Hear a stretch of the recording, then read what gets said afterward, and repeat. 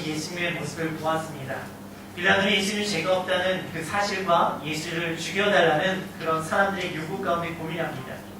예수님을 믿는 우리는 말씀의 지혜를 가지고 세상 상황 속에서 타협하는 신앙의 회색지대가 아니라 신앙적 순종을 통해 살아가는 자입니다. 상황에 따라서 타협하는 자가 아니라 신앙적 순종의 모습으로 살아가는 삶이라는 것이죠. 예수님을 향한 시기와 미움이 그 죄가 없는 그분, 죽을 죄가 없는 그분을 죽어 마땅한 죄인으로 만들어버립니다. 혹 내 안에 누군가에 향한 미움과 시기와 원망이 있다면 오늘 이 예배 자리에 그 마음을 내려놓고 예배하는 자가 되시기 바랍니다. 우리는 감정의 흐름대로 살아가는 자가 아니라 은혜의 흐름대로 살아가는 자이기 때문입니다. 진리의 말씀, 세상과 적당한 타협, 그리고 감정의 흐름으로 가려는 우리들의 끊임없는 내 속에 일어나는 그 갈등들, 그 속에서 고민하는 내 안의 빌라도에게 그 자리에서 내려오라고 이야기하기 원합니다.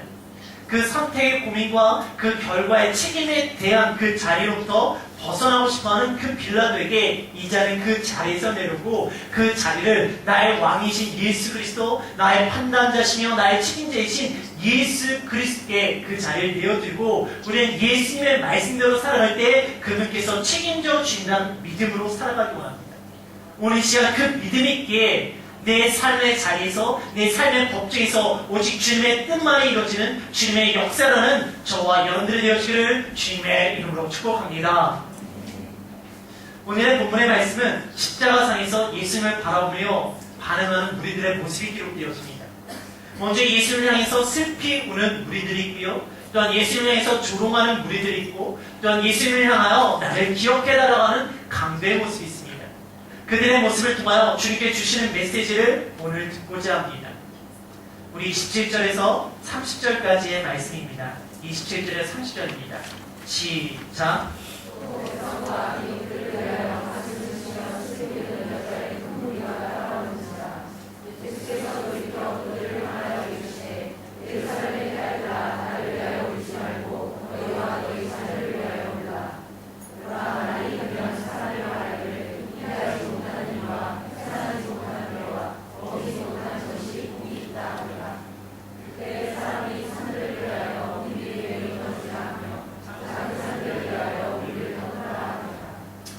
첫 번째로 우는 자를 향한 심판의 메시지입니다. 예수님은 밤이 새도록 대제사장과 헤롯과 빌라도에서 그 신문을 받으셨고 또한 그 과정에서 사람들에게 조롱과 주먹질과 또한 채찍질을 받으셨습니다. 그런 상태에서 십자가를 짊어지고 가시며 그의 몸 상태가 너무나 힘들었기에 넘어질 수밖에 쓰러질 수밖에 없었습니다. 그 길을 백성과 여인들이 쫓아가며 그 예수님의 모습이 너무나 안타까운 나머지 그들은 가슴을 치며 통곡하였다라고 성경은 기록하고 있습니다. 얼마나 안타깝고 그것이 슬프면 그들이 가슴을 치며 통곡하며 눈물을 흘릴까요? 그것도 한두 명이 아니라 큰 무리가 여러 사람들이 그렇게 눈물을 흘리며 쫓아갔다라고 이야기를 합니다. 근데 제가 이 말씀을 묵상하다가 갑자기 제 마음가운데 들었던 생각은 왜 그들은 빌라도 법정에서 목소리를 내지 못했을까? 대제사장과 서기관과 장로들이 백성들을 선동하며 예수 그리스도를 십자가에 죽이라고 외칠 때 예수님이 결코 죄가 없습니다 라고 그들은 왜 외치지 못했을까? 그리고 나서 그저 울며 따라가면 뭐하나 라는 생각이 제 마음가운데 들었습니다. 그런데 우리들의 모습을 보니까 그것이 정말로 잘못된 상황인 줄 알지만 그 상황이 너무나 두려운 나머지 해야 될 말을 하지 못하고 그저 잘못된 결과 앞에서 안타까움과 눈물과 그리고 부끄러움과 미안함 가운데 눈물을 흘렸던 우리들의 모습들이 있지 않습니까? 학창시절의 친구와의 관계 가운데서 또한 동료의 직장과의 관계 가운데서 또한 교회 상황 속에서도 우리에게 그런 모습들이 있습니다. 이런 우리들의 눈물을 보시며 예수님께서 하시는 말씀은 나를 위해서 울지 말고 너와 너희 자녀를 위해서 울라라고 말씀하고 계십니다. 예수님의 고통을 보며 울지 말고 이런 나에게 닥칠 심판을 위해서 울라라고 말씀하고 계세요. 29절을 보면 이 날이 이른다고 이야기합니다. 이 날이 바로 심판의 날입니다. 그리고 그 당시 백성들에게 말을 하면은 바로 이어질 AD 70년경에 이뤄질 예루살렘 멸망을 이야기하지만 이것은 또한 오늘 우리에게 말씀을 주고 계시는 우리들에게는 바로 마지막 심판의 때에 그 심판을 맞이하게 될 우리를 위해서 울라라는 메시지입니다. 해산하지 못하는 배와 젖먹이지 못하는 젖이 복이 있다 하십니다. 무슨 말인가? 이 말씀을 예수님께 또 다른 표현으로 누가복음 21장에서 이야기하십니다. 누가복음 21장 23절입니다. 시작.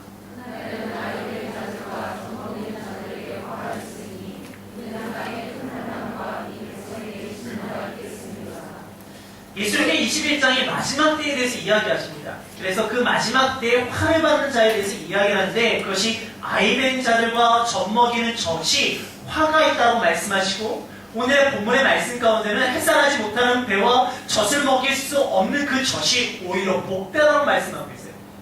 다른 내용과 다른 내용의 화와 복을 이야기하지만 이 내용은 동일한 내용을 말씀하고 계십니다. 마지막 때가 너무나 고통스럽기 때문에 너무나 힘들기 때문에 그 고통을 당하는 아이가 얼마나 괴로운지를 말씀하고 계시는 내용이에요. 여러분의 자녀가 아플 때가 있었죠. 그 아픈 자녀가 나를 부르면서 아픈 가운데 눈물을 흘리고 있을 때 내가 어떻게 해줄 수 없을 때 얼마나 괴로웠습니까? 차라리 내가 아프면 좋겠다. 내가 차라리 아팠으면 좋겠는데 그 아이가 아파하며 힘들어하는 것을 볼 때마다 가슴이 찢어지는 내가 아픈 것보다 더 힘든 것을 경험하셨을 거예요. 고난의 시기가 찾아오면 그 심판의 시기가 찾아오면 그 고난과 고통이 얼마나 힘든지 내가 그 고난을 겪는 것보다 내 자녀가 내 아이가 그 고난과 고통을 겪는 모습이 내가 더 힘들기 때문에 그 마지막 심판 때에는 자녀가 있는 것이 화고 자녀가 없는 것이 복이라는 메시지라고요. 그래서 그 자녀를 위해 울라고 이야기하고 있어요. 우리가 그 자녀를 위해 울지 아니하면 그 심판의 때에 그 자녀가 그런 고통을 겪기 때문에 그 자녀를 위해 울라라고 말씀하고 계십니다. 여기서 울어야 되는 이유는 내 자녀가 좋은 친구 만나고 좋은 학교 들어가고 좋은 대학 들어가고 좋은 직장 들어가서 좋은 사람 만나서 좋은 가정 이루기 위해서 우리가 눈물을 흘리며 기도해야 되는 것이 아닙니다. 이 마지막 때를 살아갈 때 세상의 수많은 유혹과 세상의 힘든 가운데 믿음을 지킬 수 있도록 눈물을 흘리며 기도해야 될 것을 주님께서 말씀하고 계십니다. 세상이 말하는 좋은 사람이 되어지고 세상 사람들 부러워할 만한 좋은 사람이 됐다 할지라도 믿음을 떠난 자녀는 마지막 때가 되어지면 이 고난과 고통 가운데 들어갈 수밖에 없기 때문에 우리는 지금 내 자녀를 눈물을 흘리며 믿음의 자녀를 위해서 기도해야 된다는 거예요. 내 자녀의 학업 성적을 위하여 우린 전전긍긍하며 염려하며 시간과 물질을 투자하고 있으면서 과연 우리의 자녀의 믿음을 위해서는 일주일에 한 번 몇 시간 중에서 그 믿음이 자라나기 원하는 것 같지 않습니까? 정말로 자녀가 믿음으로 성장하기 원하는 것인지 아니면 세상 가운데 성공하기 위해서 기도하고 있는 것은 아닌지 지금 내 자녀가 믿음이 좋은 사람이 되기 위하여 눈물을 흘리며 기도하고 있습니까? 아니면 내 자녀가 머리가 좋은 자녀, 성적이 좋은 자녀가 되기 위하여 눈물을 흘리며 기도하고 있습니까? 이 마지막 때를 살아가는 우리가 정말 눈물을 흘리며 기도할 것은 자녀의 믿음을 위해서 기도해야 됩니다. 그럼 그때 자녀만 위해서 기도하면 되나요? 아니요. 우리도 산들을 위해서 그 산이 나에게 무너지라고 작은 산들이 나를 덮어버리라고 이야기합니다. 그날의 고통이 너무 힘든 거예요. 그래 그 고통을 버티기 힘드니까 그냥 산이 내게 무너져서 내가 죽었으면 좋겠어요. 그것이 덮어서 내가 죽었으면 좋겠다는 고백이 일어난다는 거예요. 제가 한때 매일매일 자살을 묵상하던 때가 있었어요. 너무너무 자살을 하고 싶은 거예요. 내가 너무 버티기 힘들고 어려우니까 그냥 죽었으면 좋겠어요. 그런데 자살을 하려고 하니 자살하면 천국을 못 간다고 하니 자살을 할 수 없겠고 그렇다고 내가 이 상황을 버티기 너무 힘드니까 그때 제가 매일 밤마다 잠을 자면서 기도했던 기도의 내용이 뭐냐면은 하나님이 정말로 나를 사랑하신다면 하나님이 정말로 나를 사랑하신다면 오늘 밤에 제가 잠들면 저 천정이 무너져서 깔려 죽게 해달라고 그런 기도를 했던 적이 있습니다. 나의 현재의 모습이 너무 싫어서 혹시 여러분의 삶 가운데 그 고난과 고통 가운데 이런 생각, 이런 기도를 해보신 적은 있지 않습니까? 그러나 마지막 때가 되면은 그 고난과 고통은 내가 힘이 없고 내가 능력이 없고 물질이 없기 때문에 당하는 고난과 고통이 아닙니다. 요한계시록 6장 15절과 17절까지 말씀 읽겠습니다.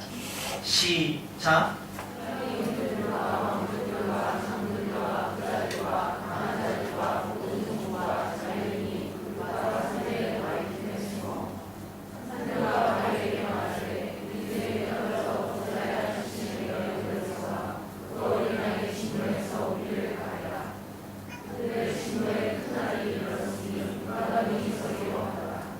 임금, 왕족, 장군, 부자, 강한 자.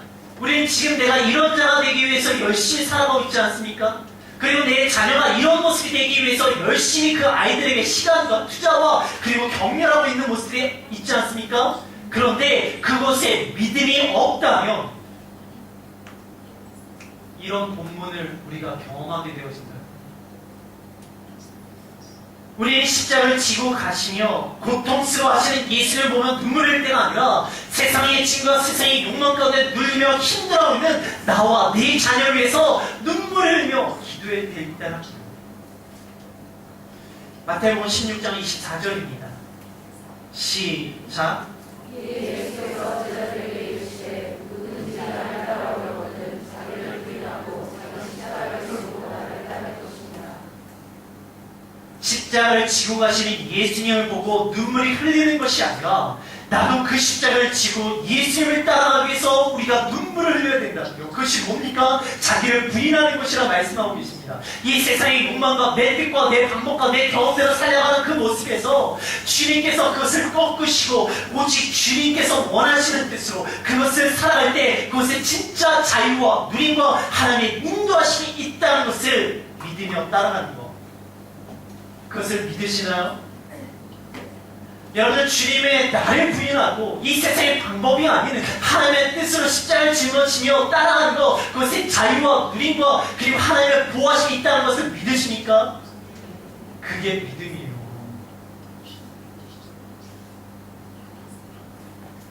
북미에서 베스트셀러였던 그릿이라는 책이 있습니다. 그 저자는 테드 강연 중에서 북미에서 센세이션을 일으켰던 사람이에요. 교사로 아이들을 가르치다가 아이들에게 IQ나 재능과 성적과 능력과 상관없이 그들 안에 뭔가 성공을 이끌어갈 수 있는 능력이 있다는 것을 그가 보게 되어지고 그것을 조금 더 연구하기 위해서 심리학 박사관적 주제로 삼기 시작합니다. 그래서 그가 내린 결론이 그릿이라는 단어입니다. 그것은 좋은 지능과 외적인 조건이 아니라 실패와 역경, 슬럼프가 있어도 그것을 이겨내고 목표를 이뤄낼 수 있는 능력을 표현하는 단어가 되었습니다.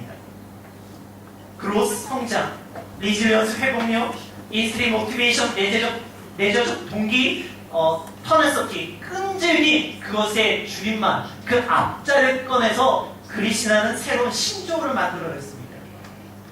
근데 제가 그 책을 보면서 제가 느꼈던 것은 뭐냐면은 성경에서 말하는 내용을 이야기하고 있는 거야. 성경을 모르는 사람은 우와 대단하다. 그래 이렇게 아이들을 가르칠 때 그래서 그릿이라는 걸 만들어서 이 아이들을 폐기할 열정을 위해서 재능과 능력이 아니라 어떤 슬럼프가 있어도 어떤 어려움이 있어도 그것을 뚫고 일어날 수 있는 아이로 만들어야 되는데 라고 이야기하고 흥분했어요. 북미에서. 근데 제가 봤더니 성경의 내용을 보면서 제가 그 책을 봤더니 그냥 성경의 내용을 세상적인 표현으로 바꿔내는 것밖에 안 되더라고요. 근데 차이점은 뭔가 그 책은 이 세상의 성공이 초점이지만 성경이요 저 세상의 소망이 초점이에요.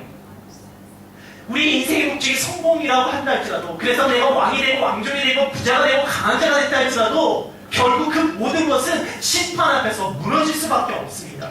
그러나 우리는 그 무너질 성공에 집착하는 것이 아니라 무너지지 아니할 영원한 하나님 나라의 소망을 바라보기에 어떤 상황에서 그것을 뚫고 나갈 수 있는 능력이 있는 자들이라는 것입니다.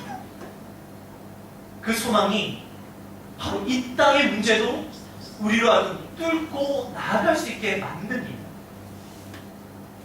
그래서 세상은 대놓고 이것이 성경이라고 말을 하지는 않고 있지만 오히려 세상이 아닌 세상의 방법이 아닌 조건이 아닌 열정과 패기 그릿이라는 단어를 통해서 그런 세상의 표현을 통해서 성경의 소망을 그 책에서 이야기하고 있더라고요. 그 소망이요 우리와 우리의 자녀가 이 땅의 문제를 해결하는 것으로 끝나는 것이 아니라 마지막 때 모든 것이 무너질 때 그곳에서도 살아남을 수 있는 소망을 이야기하는 것, 그것이 믿음입니다. 그 믿음이 오늘 저와 여러분의 자녀 가운데 일어나기를 주님의 이름으로 축복합니다. 이 믿음을 위하여 눈물을 흘려 기도하기를 원합니다. 34절에서 37절입니다. 시작.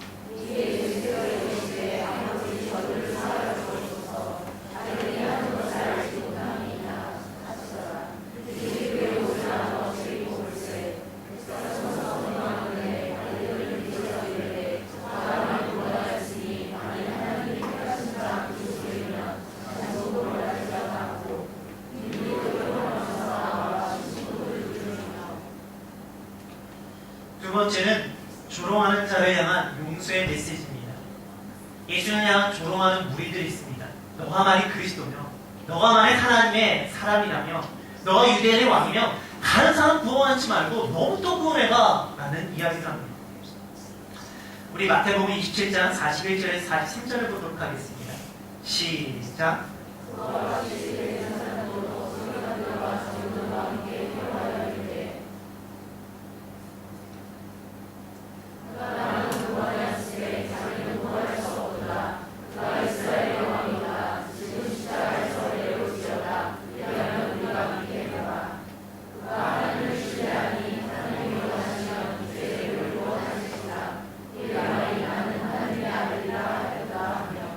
제가 이 말씀을 묵상하면서 예수님이 이 상황 가운데 정말 십자가에서 내려와서 짜잔 내가 하나님의 아들이야, 내가 진짜 그리스도야 라고 이야기하시면 얼마나 일이 쉽게 풀렸을까라는 생각을 해봅니다.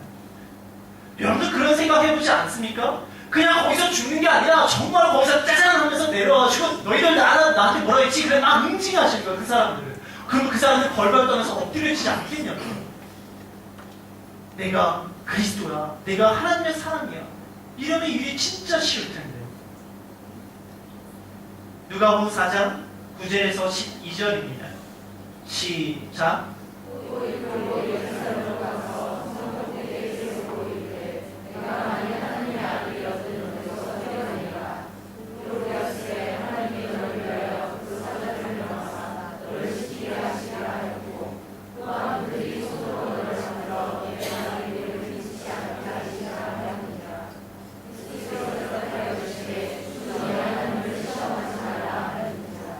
예수에게 40일 금식이 끝나고 사역하기 전에 사단에게 받았던 세 가지 시험 중에 하나입니다.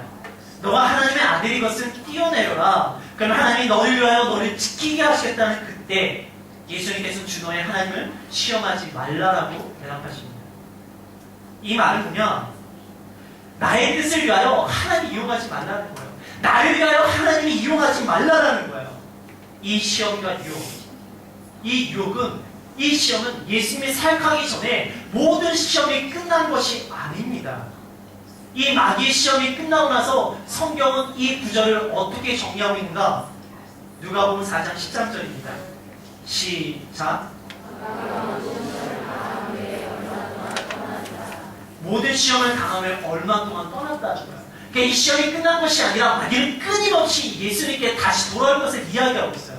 그래서 첫 번째 시험만이 끝난 것이고 2차, 3차, 4차 끊임없이 되어져서 예수님이 사역하기 시작 전부터 그 유혹은 있었고, 그리고 그 유혹은 어느 때까지 예수님께서 십자가에 달렸을 때 너 하나님의 아들이면 거기서 내려와봐, 너부터 구원해봐, 그러면 하나님께서 너를 구원해 주실 거야.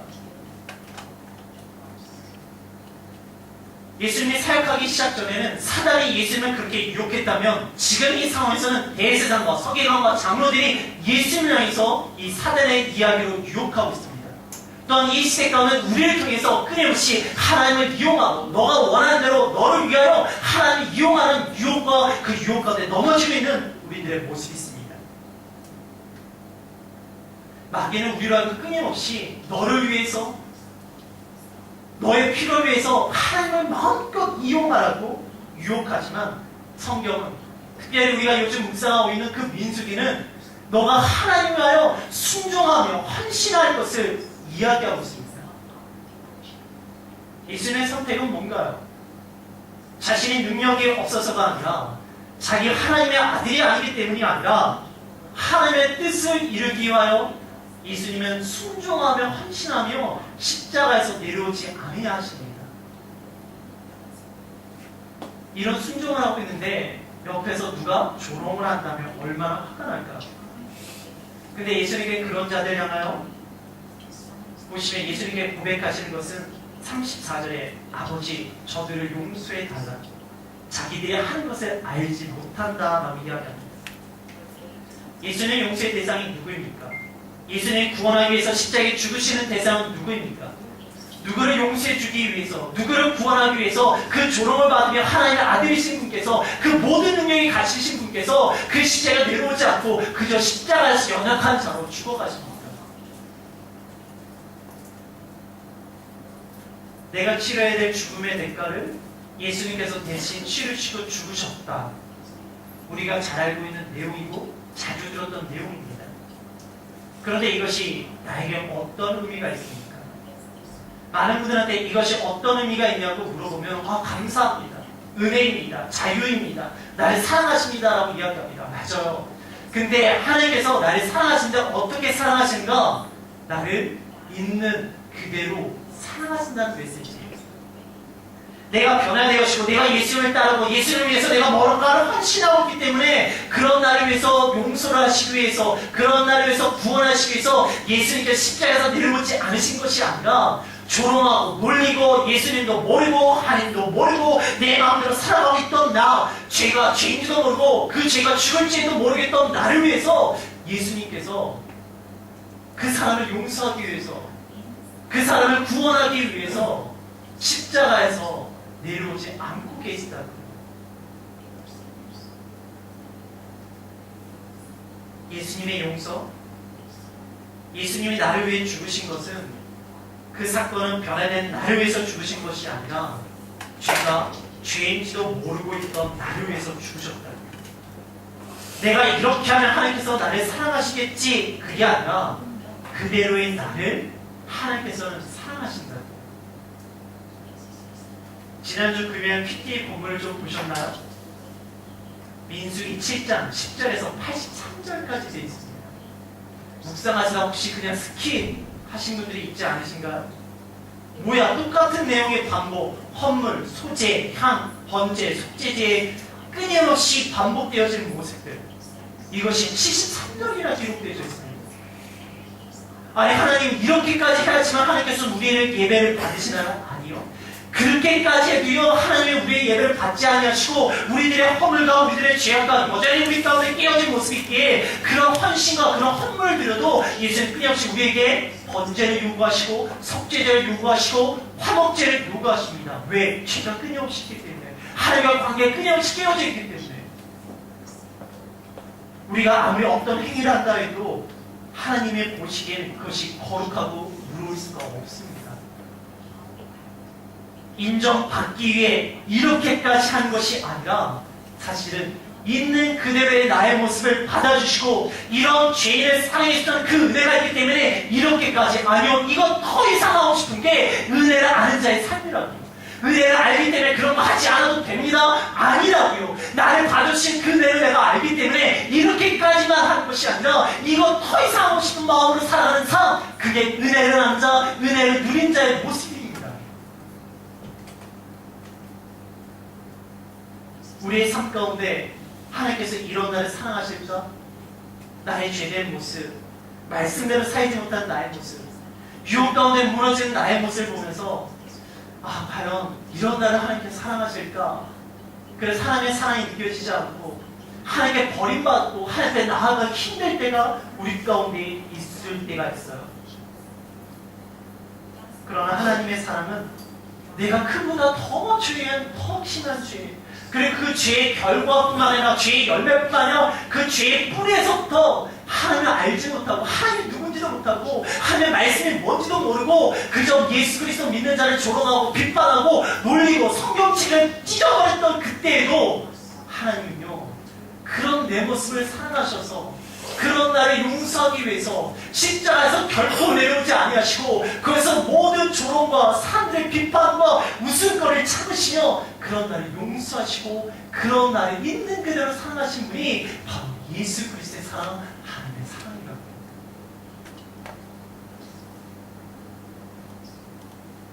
나를 용서하기 위해, 나를 구원하기 위해 이런 나를 사랑하실 때는 오늘 이 시간 예수 그리스도의 용서의 기도를 통해 죄와 나의 부끄러움으로 그 하나님의 얼굴을 바라보지 못하고 고개를 숙이고 도망쳤던 나의 모습이 있다면 그 두려움했던 우리의 모습 가운데 그저 있는 그대로의 나의 모습을 사랑하시며 용서하기 원하시는 그 하나님의 얼굴을 통하여 다시 그 사랑이 회복되어 줄 수 있는 저와 여러분들이 되시기를 주님의 이름으로 축복합니다. 우리 40절에서 43절까지 말씀입니다. 시작.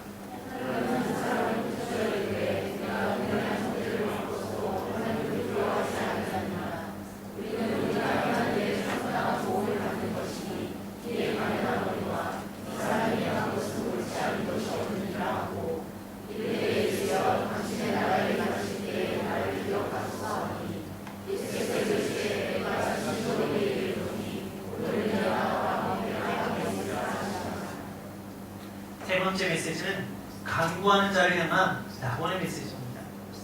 마지막 십자가상에서 우리에게 주시는 메시지는 바로 낙원의 메시지입니다. 낙원이 뭔가?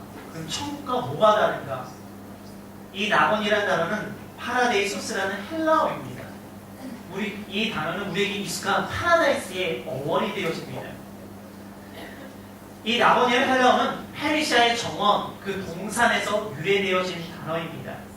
그리고 신약성경에 한 3번 정도가 등장하는데 오늘 본문 가운데 나오고 고린도 후서에서 사도 바울이 3층천을 체험하는 가운데 등장하고 그리고 계시록에도 등장하게 되었습니다. 우리 계시록 2장 7절을 보도록 하겠습니다. 시작.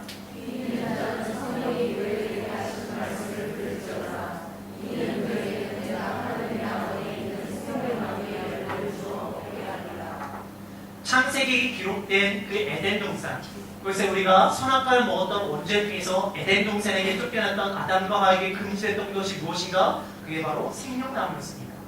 근데 하나님께서는 예수 그리스도를 고백하고 예수 그리스도 뜻대로 살아가는 자에게 그 하나님의 나무의 생명나무를 다시 허락해 주시다고 말씀하고 계십니다.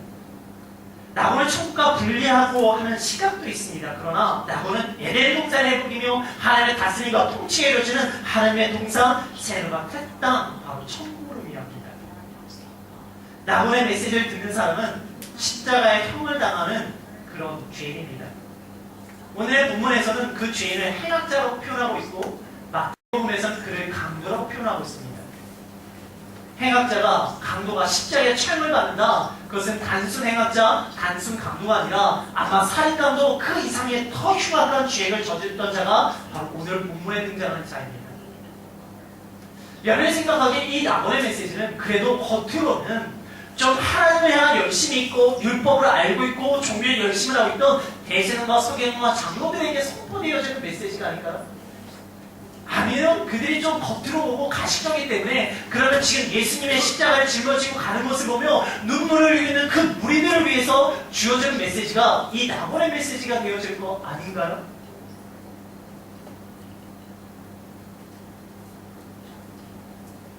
그런데 이 낙원의 메시지는 너무나 악하기에 그냥 감옥에 들어가는 것도 아니고 상을 받은 그 상을 받았는데 그냥 쉽게 죽이는 단두세에서 한 번에 싹 죽는 것도 아니고 정말로 죽음의 고난과 고통을 처절하게 느끼며 죽어야 되는 십자가 처형을 받는 사람에게 저 사람을 절대로 구원을 받을 수 없는 사람이야. 저 사람이 절대로 하나님의 은혜가 없는 사람이야 라고 생각하는 그에게 낙원의 메시지가 선포되어집니다. 그래서 많은 분들이 이런 삶을 동경하시는 분들이 있어요. 그냥 내가 원하는 대로 살다가 죽기 전에 나를 기억해 주세요 해서 낙원 허락받은 건 얼마나 좋겠습니까? 그래 굳이 이렇게 주일마다 예배를 드리고 성경을 배우겠다고 하고 섬겨야 된다고 이야기하고 말씀대로 살려고 아둥바둥하지 않고 그냥 내가 원하는 대로 내가 즐기고 싶은 대로 살다가 죽기 전에 예수님 날 기억해 주세요 하면 낙원 얼마나 좋아요. 그래서 그렇게 살고 싶어 하시는 분들이 종종 저에게 질문하십니다. 하지만 우리는 나의 죽음의 때를 내가 결정할 수가 없습니다.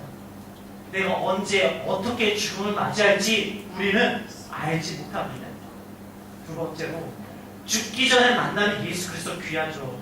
그러나 사는 동안 만난 예수님의 은혜를 알기에 우리 이 자리에 오고 있는 거 아니냐고요. 예수님 없이 살아왔던 두려움보다 예수님과 함께하는 은혜를 알기 때문에 우리가 그 은혜로 살아가는 거 아니냐고요. 한 성도분이 싱가포르 땅에 와서 예수님이 아니었다면 내가 어떻게 이 땅에 살아갈 수 있었을까라는 이야기를 하시더라고요. 지금까지 너무나 많은 삶의 짐을 내가 짊어지고 살아왔는데 예수님을 만나고 나서 그 삶의 짐으로부터 내가 자유로워지기 시작했다.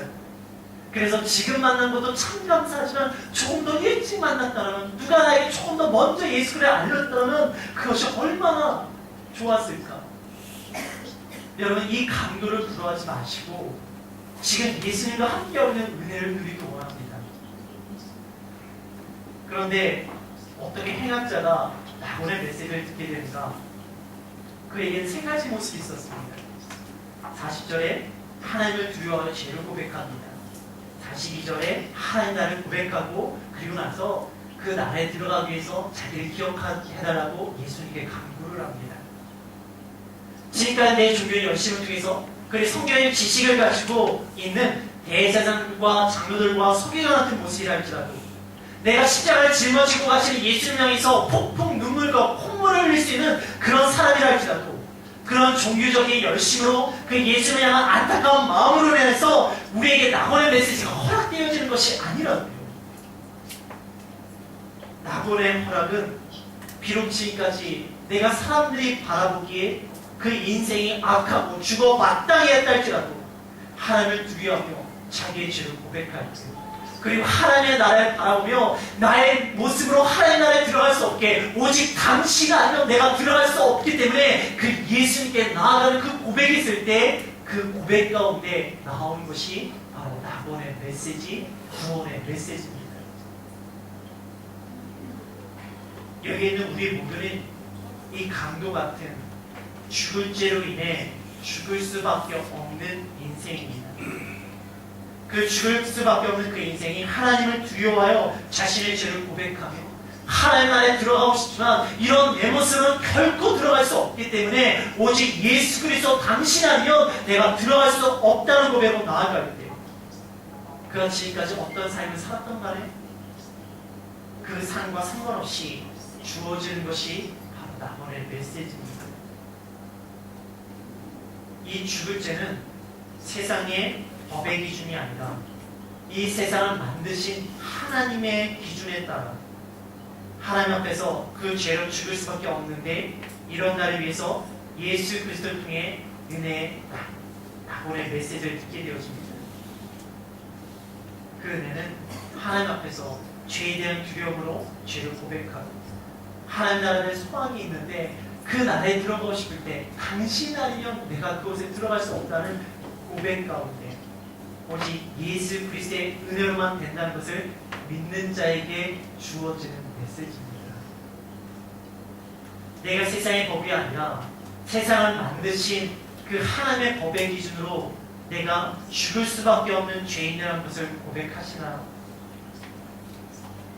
그저 교회 학교에서 배웠던 나는 죽을 수밖에 없는 죄인이라고 그저 인식되어지고 세뇌된 고백이 아니라 하나님의 말씀의 기준으로 내가 죽을 수밖에 없는 죄인이라는 것을 고백하십니까? 천국의 메시지 듣기 싫으신가요? 정말로 내가 하나님의 말씀의 기준대로 살아가지 못하는 자에게 정령 죽을 죄라는, 내가 정령 죽을 죄라는 고백을 하고 계십니까? 저런 사람은 하나님 나라에 들어갈 수 없는 것이 아니라 내 모습으로는 절대로 하나님 나라에 들어갈 수 없기에 내 모습으로는 절대로 하나님의 나라에 들어갈 수 없다는 것을 고백하십니까? 그런 나를 위해서 예수 그리스도께서 오셨기에 그런 예수 그리스도만을 붙잡는 신앙 고백이 있으십니까? 그런 고백하는 자에게 들리는 것이 낙원의 메시지입니다. 그저 낙원의 메시지, 내가 들었다고 그 메시지가 나의 것이 되어지는 것이 아니라 내가 정말 죽을 죄에 있고 그 나라에 들어가고 싶은데 나의 모습으로 들어갈 수 없기에 오직 예수 그리스도 아니면 들어갈 수 없다는 그 고백 가운데 나에게 들려주고 내 마음과 들어오는 것이 바로 이 복음의 메시지입니다. 지금 이 시간 예수님의 고통을 보며 흘리는 눈물, 종교적인 행위와 열심히 전에 그것보다 강도의 고백이 우리에게 있기를 원합니다. 이 고백으로 신앙의 삶이, 그 고백으로부터 나오는 우리의 눈물, 이것이 주님께서 원하시는 우리의 예배입니다. 그런 고백과 그런 예배자가 되어지기를 주님의 이름으로 축복합니다. 말씀을 정리하겠습니다. 심판의 메시지, 마지막 때를 살고 있는 우리는 안타까움으로 예수님을 위해 울 때가 아니라 나와 내 자녀가 예수님이 가신 그 십자가의 길을 따라갈 수 있도록 울며 기도해야 합니다. 우리는 이 땅의 것을 붙잡기 위해서 예수님을 따라가는 것이 아니라 이 땅의 것을 꺾고 하나님 나라의 소망을 위해서 그 십자가의 길을 따라가는 것입니다. 그 믿음과 소망이 이 땅에 어떤 어려움과 슬픔이 있어도 우리는 승리할 수 있기 때문입니다. 용서의 메시지, 예수님의 능력이 없어서 그리스도의 사람이 아니기 때문에 십자가에서 안 내려오신 것이 아니라 하나님의 뜻을 이루기 위하여 십자가에서 죽으심을 말하자는 그 죽으심과 용서는 죄가 죄인 줄도 모르고 그것이 죽을 죄인지도 모르고 살아가며 그 교만한 가운데 희롱하고 조롱하는 자들을 향한 용서의 메시지. 하나님의 삶은 변화되어진 나를 사랑하시는 것이 아니라 죄가 죄인지도 모르고 하나님의 하나님도 모르고 그저 나의 욕심을 하나님의 뜻이라고 착각하고 있는 그 모습들 가운데 그런 자를 사랑하셔서 용서하시고 구원하기 위해서 십자가에 죽으시는 사람이라고요. 있는 그대로의 나를 사랑하신다고요.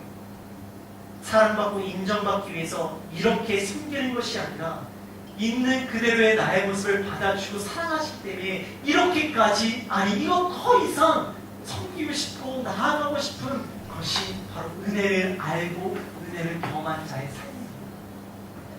낙원의 메시지, 종교의 열심을 통해서 성경의 지식을 가지고 예제장과 장로들 같은 모습이라 할지라도 십자가를 지신 예수 그리스도를 바라보며 폭풍 눈물을 흘며 콧물을 흘린다 할지라도 그런 종교적 열심으로 안타까운 마음으로 낙원이 허락되는 것이 아닙니다.